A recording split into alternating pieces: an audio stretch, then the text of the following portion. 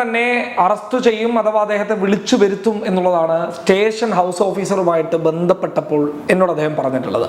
ആ സംഭാഷണം ഒന്ന് കേൾക്കാം, അതിനുശേഷം വിശദമായിട്ട് കാര്യങ്ങൾ നമുക്ക് ചർച്ച ചെയ്യാനായിട്ട്. പബ്ലിക് കേരള ചാനൽ എന്നാണ്,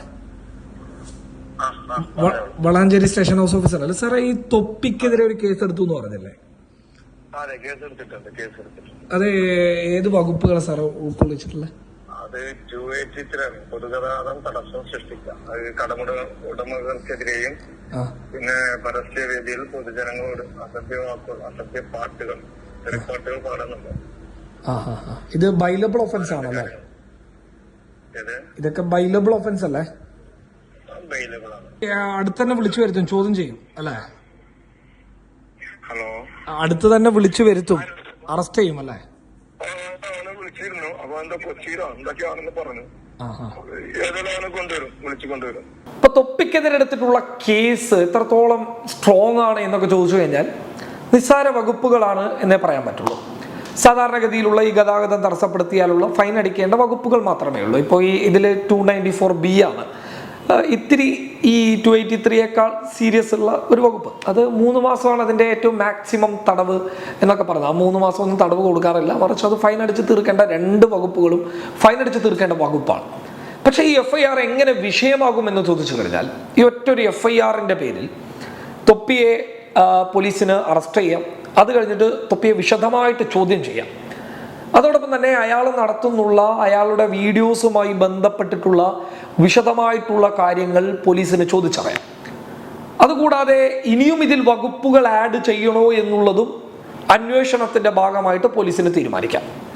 അതായത് ഈ 2 വകുപ്പുകളിൽ മാത്രം ഒതുങ്ങാതെ അയാളെ ഡീറ്റെയിൽ ആയിട്ട് ഒന്നുകൂടി ചോദ്യം ചെയ്തിട്ട് അയാളുടെ ചോദ്യം ചെയ്യലിൽ, അയാളുടെ വീഡിയോ പരിശോധനയിലൊക്കെ ഏതെങ്കിലും രീതിയിൽ മോശമായിട്ടുള്ള ഏതെങ്കിലും വയലൻസ് ഉണ്ടാക്കുന്ന കണ്ടന്റോ അങ്ങനെ എന്തെങ്കിലുമൊക്കെ ഉണ്ട് എങ്കിൽ ഗുരുതരമായിട്ടുള്ള വകുപ്പുകൾ ചുമത്തിയിട്ട്, ജാമ്യമില്ലാ വകുപ്പുകൾ ചുമത്തിയിട്ട് അയാൾക്കെതിരെ ഒന്നുകൂടി FIR ശക്തിപ്പെടുത്താൻ വേണ്ടിയിട്ട് പോലീസിന് സാധിക്കും. കാരണം പോലീസിന് ഈ FIRൽ അന്വേഷണം നടത്തും. അപ്പൊ കേവലം ഇവിടെ തൊപ്പി മാത്രമല്ല പ്രതിയാകുന്നത് എന്നുള്ളതാണ് എടുത്തു പറയേണ്ട ഒരു കാര്യം.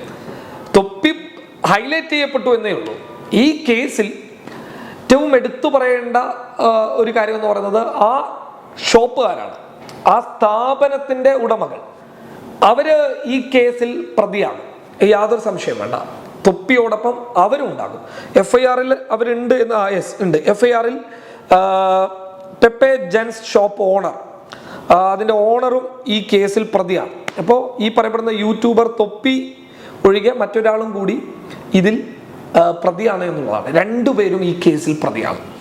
അപ്പോൾ ഇവിടെ ഇതിനു മുൻപും ആൾക്കൂട്ടം ഉണ്ടായിട്ടുണ്ട് അല്ലെ? സണ്ണി ലിയോണ് കൊച്ചിയിൽ വന്ന സമയത്ത് നമുക്കറിയാവുന്നതാണ്. ഇന്നോളം കാണാത്ത വലിയൊരു ആൾക്കൂട്ടം ആ പരിപാടിയിലുണ്ടായിരുന്നു, ഗതാഗത തടസ്സമുണ്ടായിരുന്നു. അപ്പൊ അന്ന് ആ പരിപാടിക്കെതിരെ ഇങ്ങനെ ഒരു വകുപ്പ് ഉപയോഗിച്ച് കേസെടുത്തിട്ടുണ്ടോ എന്ന് ചോദിച്ചു കഴിഞ്ഞാൽ എൻ്റെ അറിവിലില്ല എന്നുള്ളതാണ്. ഇപ്പൊ നടൻ മമ്മൂട്ടി പങ്കെടുക്കുന്ന ഒരു പരിപാടിയിൽ ഇങ്ങനെ വലിയൊരു ആൾക്കൂട്ടം ഉണ്ടായിക്കഴിഞ്ഞാൽ, അല്ലെങ്കിൽ ഈ ഹണി റോസ് ആണല്ലോ ഇപ്പോൾ ഉദ്ഘാടന വേദികളിലെ ഒരു തരംഗം, അവർ വരുന്ന പരിപാടിയിൽ ഇങ്ങനെ ഒരു ആൾക്കൂട്ടം ഉണ്ടായി കഴിഞ്ഞാൽ ഇങ്ങനെ ഒരു കേസെടുക്കാറില്ല. ഇവിടെ കേസെടുക്കാൻ കാരണം ഞാൻ പറഞ്ഞ എല്ലാത്തിനെതിരെയും കേസെടുക്കണം എന്നുള്ളതാണ്. ഇവിടെ തൊപ്പിയെ ന്യായീകരിക്കുന്ന ഒന്നുമല്ല. തൊപ്പി തീർത്തും അപകടകരമായ ഒരു സന്ദേശം ഉണ്ടാക്കുന്ന ഒരാളാണ്, ഒരു സംശയം വേണ്ട. എല്ലാ ഇത്തരത്തിലുള്ള പരിപാടികളും റോഡ് തടസ്സപ്പെടുത്തുന്നുണ്ട് എങ്കിൽ കേസെടുക്കണം എന്നുള്ളതാണ്. 283 വകുപ്പ് ഉപയോഗിച്ചിട്ട് എല്ലാവർക്കും എതിരെ കേസെടുക്കണം. വേറൊന്നും കൊണ്ടല്ല, ഇത് ഏതെങ്കിലും ഒരു കടയുടെ ഉദ്ഘാടനം എന്നൊക്കെ പറഞ്ഞ ഏതെങ്കിലും ഒരു സാമൂഹിക പ്രതിബദ്ധത വെച്ചു പുലർത്തുന്ന ഒരു പരിപാടിയൊന്നുമല്ല. അല്ലെങ്കിൽ ഈ കട ഉദ്ഘാടനത്തിന്റെ ഭാഗമായിട്ട് സാധാരണക്കാരായിട്ടുള്ള മനുഷ്യന്മാരെ സഹായിക്കുന്ന പരിപാടികളൊന്നുമല്ല. ഇപ്പോൾ അങ്ങനെ ഉണ്ടെങ്കിൽ തന്നെ ജനാധിപത്യപരമായിട്ട് ഇപ്പൊ രാഷ്ട്രീയ പാർട്ടികൾ നടത്തുന്ന പരിപാടികൾ, അതിൽ വേസ്റ്റ് പരിപാടിയുണ്ട്, അനാവശ്യ പരിപാടികളുണ്ട്, അതല്ല. മറിച്ച് ജനാധിപത്യ ബോധമുള്ള, നമുക്ക് ആവശ്യമുള്ള, പൊതുജനങ്ങൾക്ക് ആവശ്യമുള്ള പരിപാടികളിലൊക്കെ സ്വാഭാവികമായിട്ട് വലിയ പ്രതിഷേധങ്ങളുടെ ഭാഗമായിട്ട് ഗതാഗത തടസ്സം ഉണ്ടായി എന്ന് വന്നേക്കാം. എങ്കിലും അത് ന്യായീകരിക്കപ്പെടാൻ പറ്റുന്നൊന്നുമല്ല. പക്ഷെ അവിടെ നമുക്ക് കണ്ണടക്കാം എന്ന് വേണമെങ്കിൽ പറയാം. അതല്ലാതെ ഒരു കടയുടെ ഉദ്ഘാടനത്തിന്റെ ഭാഗമായിട്ട് റോഡ് ബ്ലോക്ക് ചെയ്യുക, ഒരുപാട് ആളുകളെ കൂട്ടുക, അവിടെ നിരവധി പ്രശ്നങ്ങൾ ഉണ്ടാവുക, ഇതിനോട് യോജിക്കാൻ പറ്റില്ല. അത് ഈ പെപ്പെ എന്ന് പറയുന്ന ഷോപ്പായി കഴിഞ്ഞാൽ, ഹണി റോസ് വരുന്ന പരിപാടിയായി കഴിഞ്ഞാൽ, ഞങ്ങളെ സംബന്ധിച്ചിടത്തോളം, പൊതുജനങ്ങളെ സംബന്ധിച്ചിടത്തോളം അങ്ങനെ ഒരു തടസ്സം നേരിടേണ്ട ആവശ്യം പൊതുജനങ്ങൾക്ക് ഇല്ല എന്നുള്ളതാണ്. കാരണം ഒരാളുടെ സ്വകാര്യമായിട്ടുള്ള അയാളുടെ സ്വന്തം ഒരു വരുമാനത്തിന് വേണ്ടിയിട്ടുള്ള ഒരു പരിപാടിക്ക് ആ റോഡിലൂടെ യാത്ര ചെയ്യുന്ന സാധാരണക്കാരൻ എന്ത് പിഴച്ചു? ഇതൊരു വലിയൊരു വിഷയമാണ്. കാരണം സാധാരണക്കാരൻ നേരെ മറിച്ച് അതിലൂടെ യാത്ര ചെയ്യുന്ന എന്റെയും കൂടി വിഷയമാണെങ്കിൽ പെട്രോൾ ഡീസൽ വില എന്റെ വിഷയമാണ്, ഭക്ഷണ സാധനങ്ങളുടെ വില അഥവാ ഭക്ഷ്യവസ്തുക്കളുടെ വില, അതല്ല എങ്കിൽ ഗ്യാസിന്റെ വില, എന്തുമായിക്കൊള്ളട്ടെ, ഇതൊക്കെ എന്നെ ബാധിക്കുന്ന വിഷയമാണ്. ആ വിഷയത്തിൽ ഒരു സമരം ഉണ്ടാകുമ്പോൾ അതിൽ ഒരു തടസ്സം നേരിടുന്നതിൽ എനിക്ക് പ്രശ്നമില്ല. കാരണം അത് എന്നെ കൂടി ബാധിക്കുന്ന വിഷയമാണ്. അതല്ലാതെ ഒരു വ്യക്തിയുടെ ഒരു സ്ഥാപനം ഉദ്ഘാടനം ചെയ്യുമ്പോൾ അവിടെ മൊത്തം ബ്ലോക്ക് ഉണ്ടാക്കുക, ആളെ കൂട്ടുക, 1 മണിക്കൂറും 2 മണിക്കൂറും തടസ്സം ഉണ്ടാക്കുക, ഇതൊന്നും യോജിക്കാൻ പറ്റുന്ന കാര്യമല്ല. അപ്പൊ ഇവിടെ തൊപ്പി എന്ന് പറയപ്പെടുന്ന വ്യക്തിക്കെതിരെ ഇപ്പൊ കേസ് എടുത്തിട്ടുള്ളത് ആ പരിപാടിയുടെ മേൽ മാത്രമാണ്. അതിൽ എനിക്ക് അഭിപ്രായ വ്യത്യാസമുണ്ട്. കാരണം ആ പരിപാടിയുടെ മേലിലല്ല ആക്ച്വലി തൊപ്പിക്കെതിരെ നടപടി ഉണ്ടാവേണ്ടത്. അപ്പൊ തൊപ്പിക്കെതിരെ സ്വാഭാവികമായിട്ടും ആ ഒരു പരിപാടി കാണിച്ചു കൊണ്ടെടുക്കുന്ന ഒരു നടപടിയാണ്. പക്ഷെ അതിലൂടെ മാത്രമല്ല, മറിച്ച് തൊപ്പി ഉണ്ടാക്കുന്ന ഒരു സാഹചര്യമുണ്ട്, ഒരു സാമൂഹിക വിരുദ്ധതയുണ്ട്. അപ്പൊ ചോദിക്കും, ഈ പറയപ്പെടുന്ന സിനിമയിലൂടെയും അതുപോലെ തന്നെ ഈ പറയപ്പെടുന്ന ലഹരി മരുന്ന് ടീമുകളിലൂടെയും ഇത്തരത്തിലുള്ള സാഹചര്യങ്ങൾ ഉണ്ടാകുന്നില്ലേ, കേവലം തൊപ്പിയിലൂടെ മാത്രമാണോ എന്ന് പറയുമ്പോൾ അതും തെറ്റാണ്, ഇതും തെറ്റാണ്. അതും തെറ്റാണ്, ഇതും തെറ്റാണ്. ഇത് രണ്ടും മുമ്പാണ്. അപ്പൊ അതിനെ കാണിച്ചിട്ട് അങ്ങനെ ഉണ്ടാകുന്നില്ലേ, ഇങ്ങനെയാകാം എന്ന് പറയുന്നതിനോട് യോജിക്കാനാകില്ല. അങ്ങനെ ഉണ്ടാകുന്നതും ഇങ്ങനെ ഉണ്ടാകുന്നതും തെറ്റാണ്, അതിനോടാണ് യോജിക്കേണ്ടത്. ഇവിടെ തൊപ്പി സൃഷ്ടിച്ചെടുക്കുന്ന ഒരു വളരെ പ്രധാനപ്പെട്ട ഒരു കാര്യം എന്ന് പറയുന്നത്, അദ്ദേഹം സാധാരണഗതിയിലുള്ള സാമൂഹിക ഇടപെടലിൽ നിന്ന് വിരുദ്ധമായിട്ട് അദ്ദേഹം സംസാരിക്കുന്നു എന്നുള്ളതാണ്. ഇപ്പൊ എന്താണ് സംസാരിക്കുന്നത്? ഇപ്പൊ സ്വാഭാവികമായിട്ടും അദ്ദേഹം പരസ്യമായിട്ട് അശ്ലീല പ്രയോഗങ്ങൾ നടത്തുന്നുണ്ട്. അശ്ലീല പ്രയോഗങ്ങൾ എന്ന് പറയുമ്പോൾ നമ്മുടെയൊക്കെ സെക്ഷുവലി ആണെങ്കിൽ അതുപോലെ തന്നെ ഏത് രീതിയിലാണെങ്കിലും ഒരു മിസ്ബിഹേവിങ് ആറ്റിറ്റ്യൂഡ് അയാളിൽ കാണാൻ വേണ്ടി സാധിക്കുന്നുണ്ട്. അപ്പൊ ഈ മിസ്ബിഹേവിങ് ആറ്റിറ്റ്യൂഡ് കുട്ടികൾ കാണേണ്ട എന്ന് തൊപ്പി പറയുന്നു എന്നുള്ളതാണ്. എൻ്റെ വീഡിയോ 18 വയസ്സിന് ശേഷമുള്ള ആളുകൾ കണ്ടാൽ മതി എന്നാണ് പറയുന്നത്. ഇപ്പൊ പോൺ വീഡിയോസിന്റെ നിർദ്ദേശം തന്നെ 18 വയസ്സ് കഴിയാത്ത ആളുകൾ കാണണ്ട എന്നുള്ളതാണ്. ഇപ്പൊ 18 വയസ്സ് കഴിയാത്ത ആളുകൾ ആ വീഡിയോ കാണുന്നില്ലേ? 17, 16, 14, 15 വയസ്സുള്ള കുട്ടികൾ ആ വീഡിയോ കാണുന്നില്ലേ? അങ്ങനെ ഒരു നിർദ്ദേശം കൊണ്ട് അത് ഫലപ്രദമാണ്. ഇപ്പോ MDMA എന്ന് പറയുന്ന ഒരു സംഭവത്തെ ഇഷ്ടപ്പെടുന്ന ഒരു വലിയ കൂട്ടം യുവാക്കളുണ്ട് എന്ന് വിചാരിച്ച് MDMA ഉപയോഗം ശരിയാകും? ഒന്ന് ചിന്തിച്ചാൽ മനസ്സിലാക്കുന്ന കാര്യമേ MDMA ഉപയോഗിക്കുന്നത് ശരിയാകും. ഒരാളെ ഇഷ്ടപ്പെടുന്നു എന്നുള്ളതല്ല, ഒരാൾക്ക് എത്ര പിന്തുണയുണ്ട് എന്നുള്ളതല്ല, അയാൾ നമ്മുടെ സമൂഹത്തിൽ ഉണ്ടാക്കുന്ന മാറ്റങ്ങൾ, അയാൾ നമ്മുടെ സമൂഹത്തിൽ ഉണ്ടാക്കുന്ന പ്രതിഫലനങ്ങൾ എന്താണ് എന്നുള്ളതിലാണ് വിഷയം. ഒരാളെ എത്ര പേർ പിന്തുണക്കുന്നുവെന്നോ ഒരാളെ എത്ര പേർ അനുകൂലിക്കുന്നു എന്നുള്ളതല്ല വിഷയം. അയാൾ സാമൂഹിക തലത്തിൽ കുട്ടികളെ എങ്ങനെ സ്വാധീനിക്കുന്നു എന്നുള്ളതാണ്. ഇപ്പൊ MDMA കുട്ടികളെ സ്വാധീനിക്കുന്നുണ്ട്, അതുപോലെ തന്നെ ഈ അശ്ലീല വീഡിയോകൾ കുട്ടികളെ സ്വാധീനിക്കുന്നുണ്ട്, എല്ലാം ശരിയാണ്. അപ്പോൾ ഇവിടെ ഈ പറയപ്പെടുന്ന തൊപ്പി അദ്ദേഹത്തിന്റെ കുട്ടിക്കാല ജീവിതത്തെ കുറിച്ചൊക്കെ പറയുന്നുണ്ട്, കുട്ടിക്കാലത്ത് അദ്ദേഹം കടന്നു വന്ന വഴികൾ. അപ്പോൾ നമ്മുടെ കുട്ടികൾ ഈ വീഡിയോക്ക് അഡിക്റ്റ് ആണ്. ഇയാൾ പറയുന്ന വാക്കുകൾ വീടുകളിൽ ഉപയോഗിക്കാൻ തുടങ്ങിയിട്ടുണ്ട്.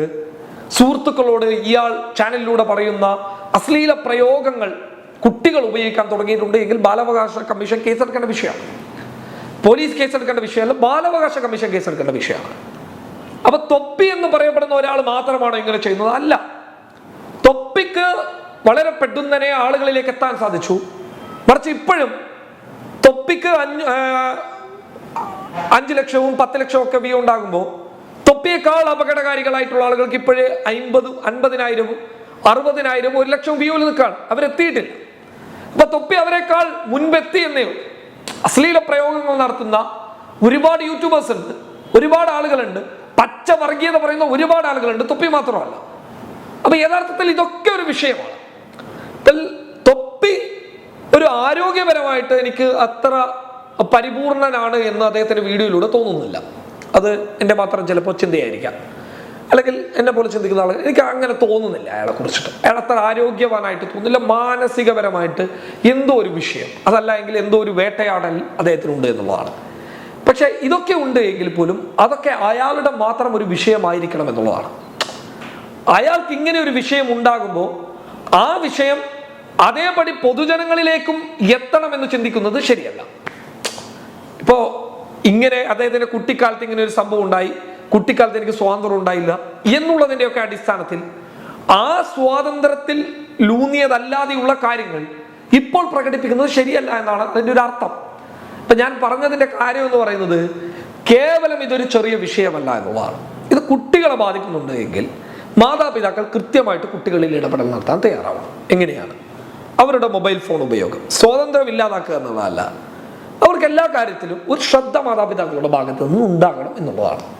അപ്പൊ അങ്ങനെ ഉണ്ടാകണം. കാരണം നമ്മളിപ്പോ തൊപ്പി പറയുന്നത് പോലെ 1-ാം ക്ലാസ്സിലെയും 4-ാം ക്ലാസ്സിലെയും 5-ാം ക്ലാസ്സിലെയൊക്കെ കുട്ടികൾ പറയാണ്, നീ പോയി അടിച്ചിട്ട് വാടാ എന്ന് പറയുന്നൊരു പ്രയോഗം. ഒന്ന് ചിന്തിക്കുക, നീ പോയിട്ട് ഒന്ന് അടിച്ചിട്ട് വാടാ എന്ന് പറയുന്ന ഒരു പ്രയോഗം. ആ പ്രയോഗം പൊതുവെ കുട്ടികൾ ഒരു സ്കൂളുകളിൽ, കോളേജുകളിൽ, അല്ലെങ്കിൽ കോളേജ് വിടാം, പ്രായപൂർത്തിയായിട്ടുള്ള കുട്ടികളുടെ അവരെന്തും തീരുമാനിച്ചോട്ടെ, അവർ ചെയ്യുന്നത് തെറ്റോ ശരിയോ എന്നുള്ളതല്ല ഞാൻ പറയുന്നത്.